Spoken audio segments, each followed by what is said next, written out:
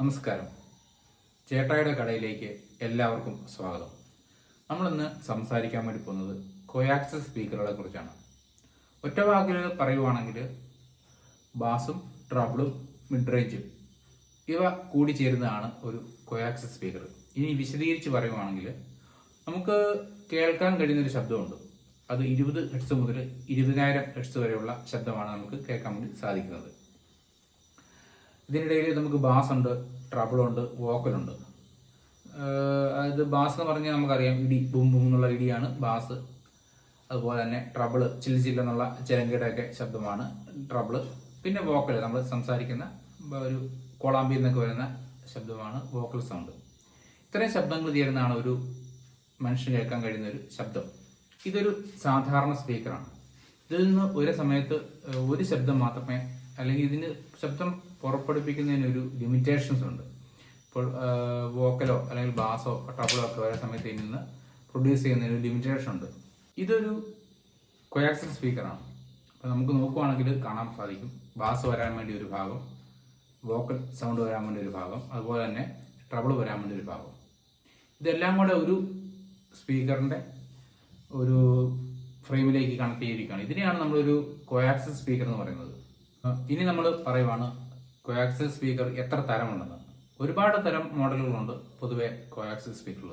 അത് അതിൻ്റെ അളവനുസരിച്ചാണ്. ഇപ്പോൾ 2 വേ കോയാക്സിലുണ്ട്, 3 വേ കോയാക്സിലുണ്ട്, 5 വേ ഉണ്ട്. അങ്ങനെ പല റേഞ്ചിലുള്ള കോയാക്സിൽ സ്പീക്കറുണ്ട്.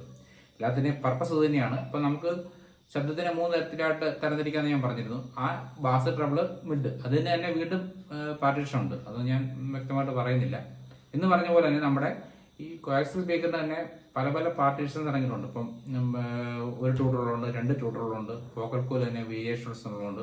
അങ്ങനെ പല പല രീതിയിലുള്ള സ്പീക്കറുകൾ ഉണ്ട്. ഇപ്പം എൻ്റെ കയ്യിൽ ഇരിക്കുന്നത് ഒരു 2 വേ കോയാക്സിൽ സ്പീക്കറാണ്. ഇത് FX ഓഡിയോയുടെ ഒരു 2 വേ കോയാക്സിൽ സ്പീക്കറാണ്. നമുക്ക് ഒറ്റ നോട്ടത്തിൽ തന്നെ കാണാം ഇതിൻ്റെ വൂഫറിൻ്റെ ഭാഗമാണ്.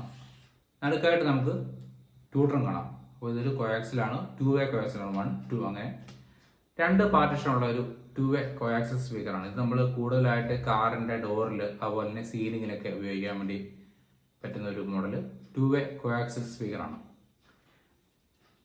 ഇനി നമുക്ക് മില്ലേനിയം കമ്പനിയുടെ ഒരു കോയാക്സിൽ സ്പീക്കർ കാണിക്കാം. അതായത് മില്ലേനിയം കമ്പനിയുടെ ഒരു കോയാക്സിൽ സ്പീക്കറാണ്. ഇത് നോക്കുവാണെങ്കിൽ നിങ്ങൾക്ക് തന്നെ കാണാം എത്ര വേ ആണെന്ന് കാണാം. ഇത് 5 വേ ആണ്. ഒറ്റ നോട്ടത്തിൽ തന്നെ നോക്കുമ്പോൾ കാണാം ഇത് ബാസ് വരാൻ വേണ്ടിയുള്ള ഭാഗം 1, ഇത് വോക്കലിന് വേണ്ടിയുള്ള വോക്കൽ സൗണ്ട് മിക്സ് ചെയ്തിട്ടുള്ള 2ാമത്തത്, ഇത് ഫുൾ വോക്കൽ വരാൻ വേണ്ടിയുള്ള 3ാമത്തത്, ഇത് 2 ട്യൂട്ടറാണ് ഇരിക്കുന്നത്. അത് 4, 5 അങ്ങനെ 1, 2, 3, 4, 5. ഇത് 5 വേ രീതിയിലുള്ള കോയാക്സിൽ സ്പീക്കറാണ് എൻ്റെ കയ്യിരിക്കുന്നത്. മില്ലേനിയം കമ്പനിയുടെ ഒരു കോയാക്സിൽ സ്പീക്കറാണ്. അങ്ങനെ നോക്കുവാണെങ്കിൽ വിവിധ തരത്തിലുള്ള കോയാക്സിൽ സ്പീക്കറുകൾ നമുക്ക് മാർക്കറ്റിൽ ലഭ്യമാണ്. ഇത് കൂടുതലായിട്ടും കാറുകളിലാണ് സെറ്റ് ചെയ്യാൻ വേണ്ടി ഉപയോഗിക്കുന്നത്. ഇതുകൊണ്ട് തന്നെ ഒരുപാട് പ്രയോജനങ്ങൾ നമുക്കുണ്ട്. കാരണം ഇതേ സ്ഥാനത്ത് ഒരു ബോക്സ് വല്ലതും കാറിൽ വെക്കുകയാണെങ്കിൽ ഒരു വൂഫർ വെക്കണം, ട്യൂട്ടർ വെക്കണം, അതുപോലെ തന്നെ ഒരു മിഡ് റേഞ്ച് വെക്കണം. അതുതന്നെ കാറിൻ്റെ സ്പേസ് ഒരുപാട് പോകും. അതേസമയം ഇതാണെങ്കിൽ ഒറ്റ സ്പീക്കറിൽ തന്നെ ഒരുപാട് ഗുണമേന്മയുണ്ട്, ഒരുപാട് ഗുണങ്ങൾ നമുക്ക് കിട്ടുന്നുണ്ട്. പിന്നെ എടുത്തു പറയത്തക്ക മറ്റൊരു കാര്യം എന്ന് പറഞ്ഞു കഴിഞ്ഞാൽ നമുക്ക് പ്രത്യേകിച്ച് വയറിങ്ങിൻ്റെ ഒന്നും ആവശ്യമില്ല. ജസ്റ്റ് കമ്പനി സ്പീക്കർ വരുന്ന ഭാഗത്തേക്ക് അതേ സ്പീക്കറിൻ്റെ അളവിലായിരിക്കും കോയാക്സിൽ സ്പീക്കറുകൾ വരുന്നത്. ആ സ്പീക്കർ മാറ്റുക, കമ്പനി വയറിങ് തന്നെ ഇതിലേക്ക് കണക്ട് ചെയ്യുക, അത്രേ കാര്യമുള്ളൂ. നമുക്ക് നല്ല പെർഫോമൻസിലുള്ള ശബ്ദം കേൾക്കാൻ വേണ്ടി സാധിക്കും. അപ്പോൾ ഇന്നത്തെ വീഡിയോ ഇവിടെ വൈൻഡപ്പ് ചെയ്യുകയാണ്. നിങ്ങൾക്ക് ഈ വീഡിയോ ഇഷ്ടപ്പെട്ടെങ്കിൽ ദയവായിട്ടൊന്ന് നമ്മുടെ ചാനൽ സബ്സ്ക്രൈബ് ചെയ്യുക, ലൈക്ക് ചെയ്യുക, ഷെയർ ചെയ്യുക. Thank you.